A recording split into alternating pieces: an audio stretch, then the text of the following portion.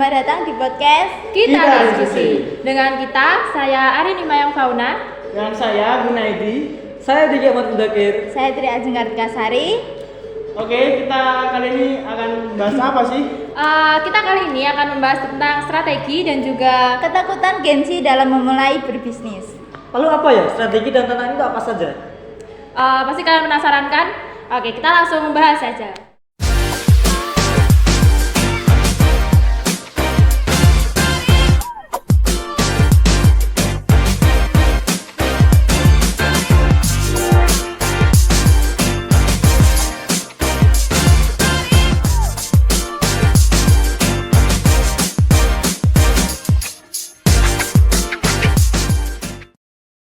Halo Kak Ajeng, halo Kak Diki, halo Kak Gu. Halo. Ngomong, kalau nggak salah nih, Kak Ajeng sama Kak Diki punya bisnis plan kan ya? Ya. Kira-kira apa itu Kak? Kalau saya mempunyai bisnis plan yaitu sayur online. Oh, sayur online. Iya. Kalau Kak Ajeng? Kalau saya bisnis plan-nya adalah food truck.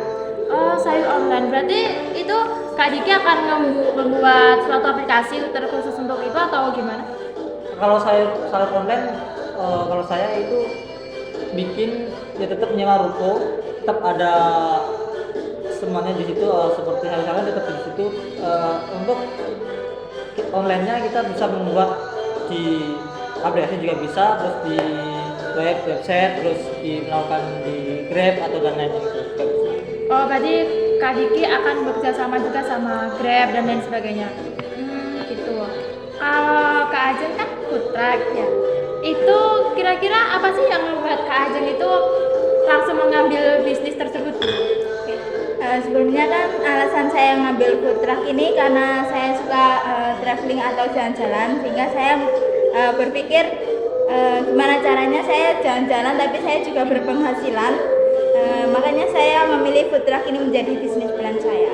Oh gitu, menarik sih, menarik. Iya, menarik ya. Saya kan di lain kita nanti jalan-jalan menghabiskan makan Iya. pasti, nah itu kita akan dapat masukan lagi Iya. dari situ. Kalau Kak Maya ada bisnis plan juga? Ada sih Kak, tapi lebih ke jasa. Kayak misal saya nanti buka perusahaan yang dalam bidang jasa gitu. Jasa apa itu? Jasa freelance writer. Jadi di situ kita bisa belajar terkait dengan apa ya, kepenulisan gitu. Entah itu jurnal, entah itu buku dan lain sebagainya. Terus gimana nih Kak? Semisal kita kan sekarang di generasi AI ya, Ya. semuanya ada sekarang ada di text di writing itu ada apa itu yang text AI atau enggak, apa itu copy AI, yang copy AI itu namanya itu kan dia bisa membantu kita menulis seperti itu.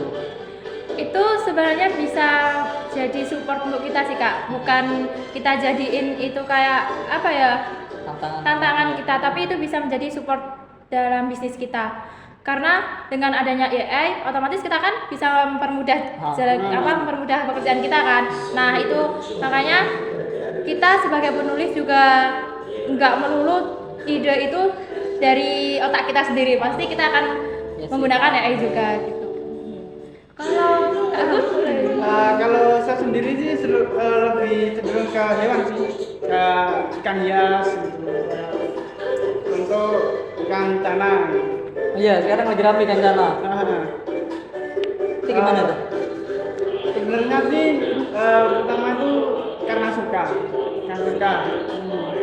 Terus lihat harganya itu lumayan gitu. Jadi jadikan sukaan, terus jadikan bisnis juga. Itu mau ditempatkan di mungkin di depan rumah atau kita Kak Gun mau nyewa tempat untuk dijadiin budidayanya. Kalau gitu sih lebih ke rumah aja sih. Enak aja kalau mau ngapa-ngapain gitu kan, lebih enak. Gak usah undang-undang kanan kiri. Oh, berarti tetap stay di rumah saja ya bisnisnya. Benar-benar. Kira-kira dengan bisnis Kak Gun kan ikan tadi, Iya. itu membutuhkan modal yang banyak nggak sih Kak buat awal gitu? Kalau bagi pemula sih lumayan sih, budget 4 sampai 5 juta mungkin udah bisa jalan gitu. itu apakah nanti cuma satu ikan saja atau beberapa jenis ikan?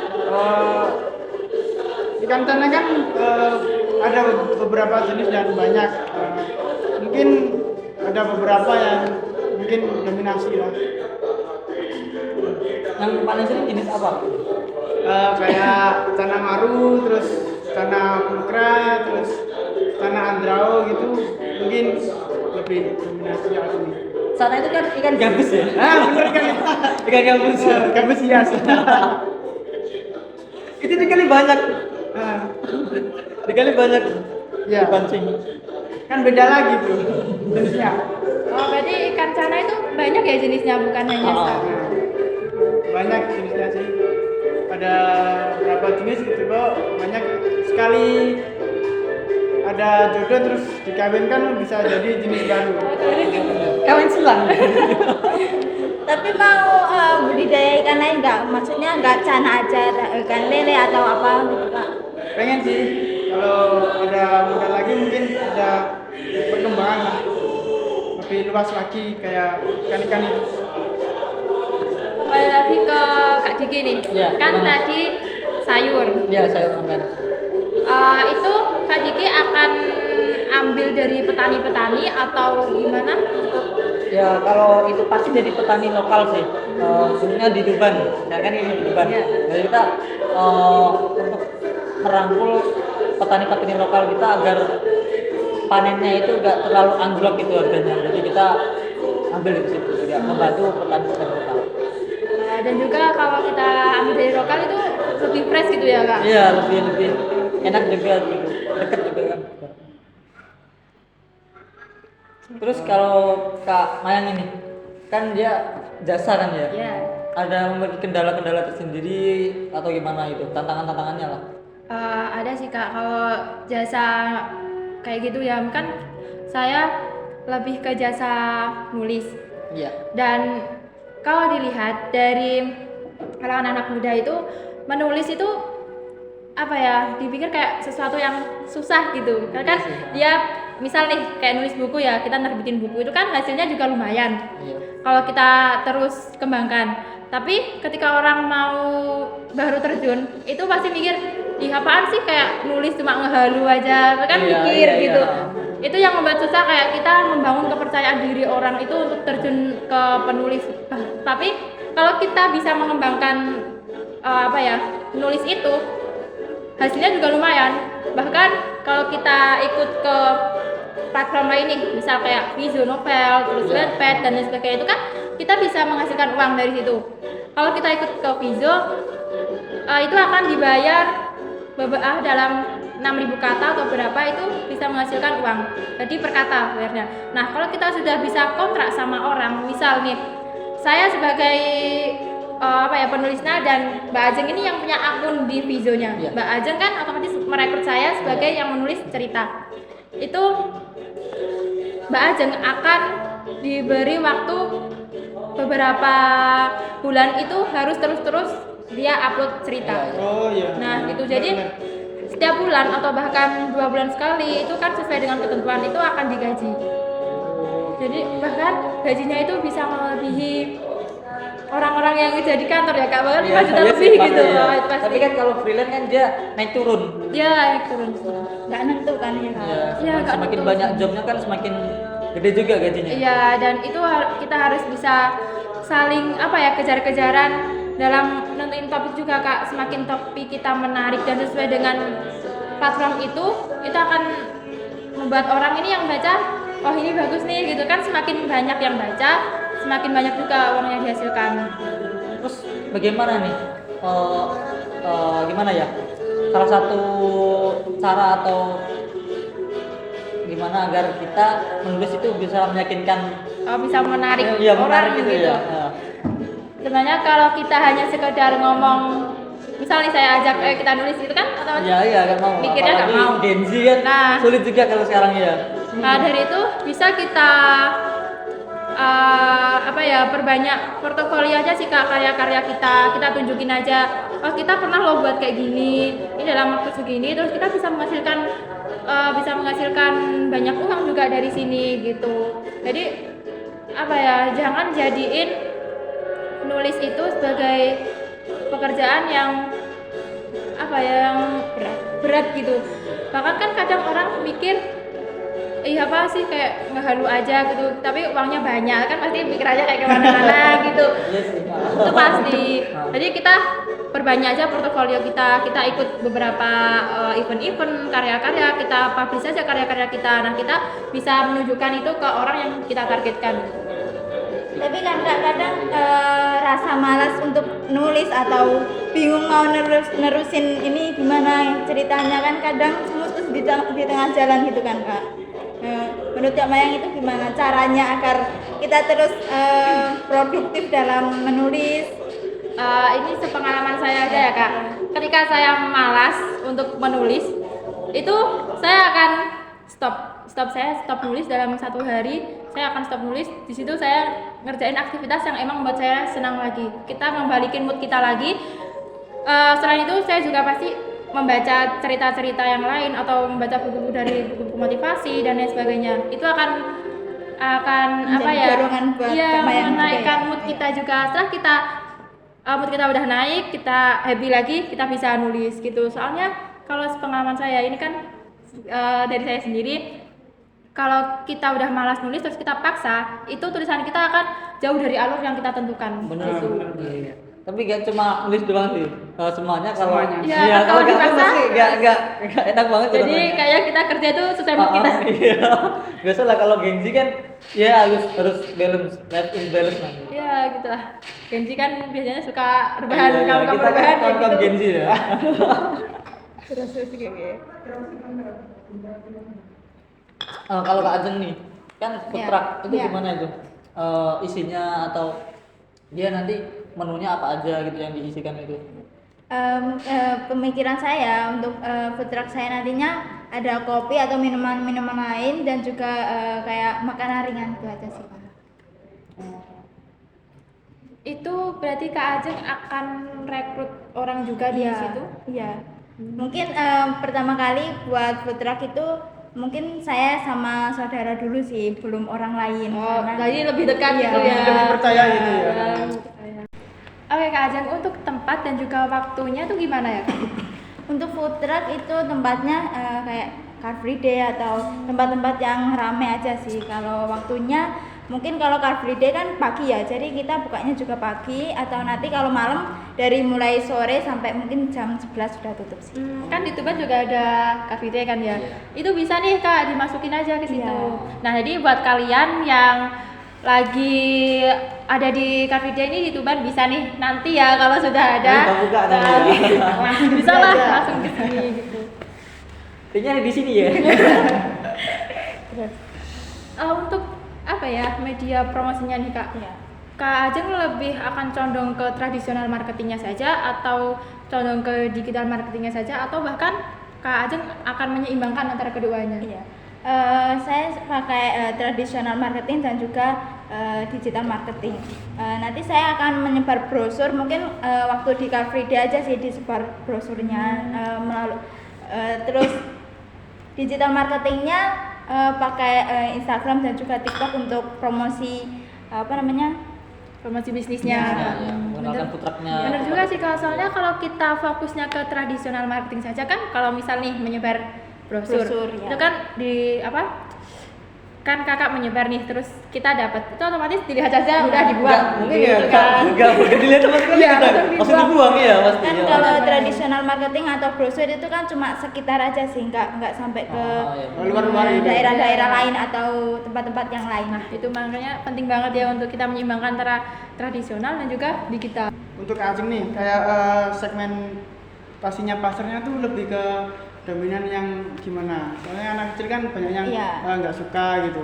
Semua kalangan sih, kalau food truck ini menjual makanan yang mungkin gak pedes kan, untuk anak kecil itu gak suka yang pedes, mungkin dari kentang goreng atau makanan-makanan lainnya yang disukai anak kecil sih. Lebih ke es krim juga ada mungkin. Wih, Wih, berarti kan itu ya keunikan dari Iya. bisnisnya, bisa Ada es krim. menargetkan dari anak kecil sampai sama dewasa gitu. Oke, mantap juga ya. Kira-kira memerlukan biaya berapa gitu kira-kira? perkiraan aja nih. Iya, perkiraan aja dari awal soalnya kan entah saya juga dulu mau bikin food truck ya, berkeinginan bikin food truck itu pakai VW, dia harganya lumayan juga sih. Iya. Tapi kalau VW, tapi kalau pakai mobil yang biasa mungkin 10 juta, 15 juta udah bisa sih. Itu untuk mobilnya. Kira-kira berapa tuh Kak? Kira-kira. Mungkin ya banyak sih, besar ya. Mungkin kalau mau memulai, baru memulai atau pemula, Pasti dari sih. mulai beli mobilnya sama beli alat-alatnya, mungkin kayak kopi kan gitu ada alatnya kan ya. Iya. Jadi mungkin lebih ke modalnya lebih besar lagi sih.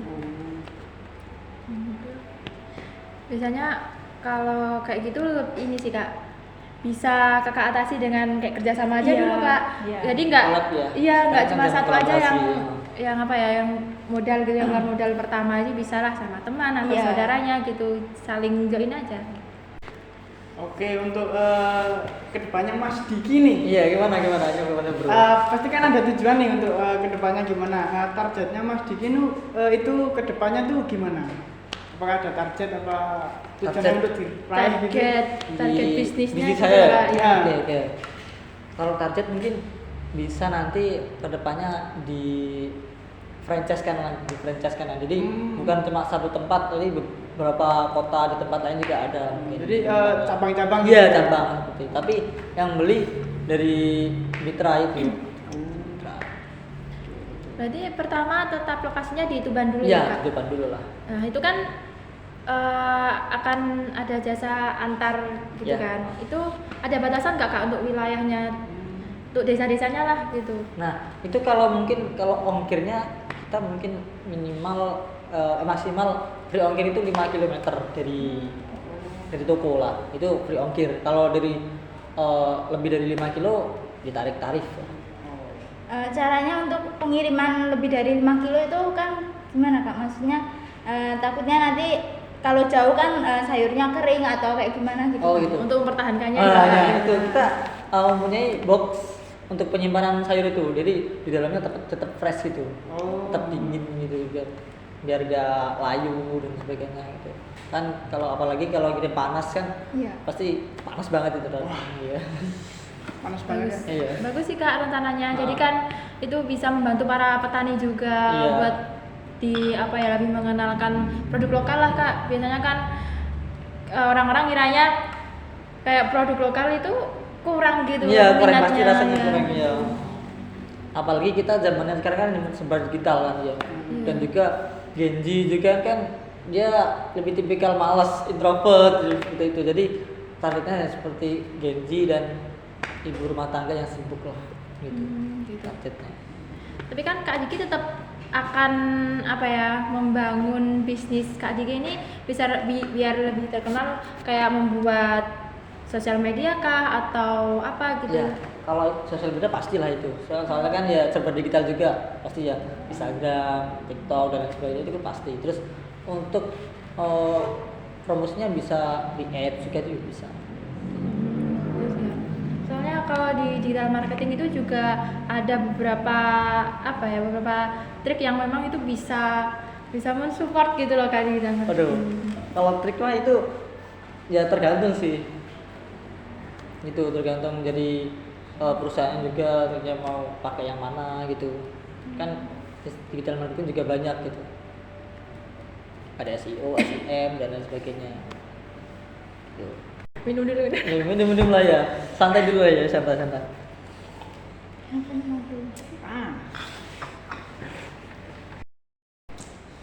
Dari pembahasan kita tadi ada 3 trik digital marketing yaitu Oke, yang pertama itu traffic. Traffic itu bagaimana kita mendatangkan customer atau audience. Yang kedua ada converse. Converse ini bagaimana cara kita ketika pelanggan yang datang atau audiens datang itu bisa menghadirkan keuntungan buat kita. Terus yang ketiga, Dan yang ketiga adalah relationship. Relationship itu adalah menjaga hubungan baik antara penjual dan pembeli. oke, itu inti dari pembahasan kita yang perlu kalian pahami tentang digital marketing. Baik, kita berempat pamit undur diri. Jangan lupa buat kalian jangan lupa like dan juga subscribe dan juga share sebanyak-banyaknya ke teman-teman kalian. Dan buat kalian yang punya pendapat lain terkait dengan pembahasan kita tadi, bisa banget kalian komen di bawah. Oke, kita pamit undur diri. See you next.